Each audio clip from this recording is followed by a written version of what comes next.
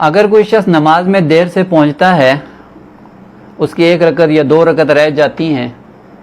اور امام کو سہو ہو جاتا ہے، امام صاحب کے لیے سلام پھیرتا ہے، تو یہ جو دیر سے آنے والے آدمی ہیں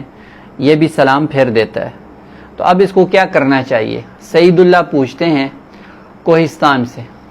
سعید بھائی مسئلہ یہ ہے کہ اگر کوئی شخص دیر سے پہنچتا ہے، امام کو سہو ہو جاتا ہے اور امام سجدہ سہو کے لیے سلام پھیرتا ہے، تو اس شخص کو سلام پھیرنا نہیں چاہیے۔ اور اگر یہ شخص سلام پھیر لیتا ہے تو اس کی پھر 2 وجہ ہو سکتی ہے، یا تو یہ آدمی بھول کر سلام پھیر رہا ہے یا جان بوجھ کر کہ میری رکعتیں رہ رہی ہیں پھر بھی سلام پھیر رہا ہے۔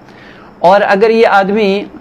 جان بوجھ کے سلام پھیر رہا ہے امام کے ساتھ اور اس کو معلوم ہے کہ میری رکعتیں رہتی ہیں، تو اس کی نماز ختم ہو گئی، اس کو نماز دوبارہ پڑھنی چاہیے۔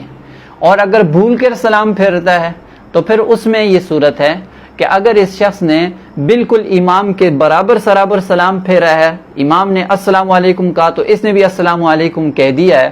تو اس صورت کے اندر تو اس کے اوپر پھر یہ ہے کہ سجدہ سہو نہیں ہے، عام روٹین کے مطابق اپنی رکعتیں پوری کر لے۔ اور اگر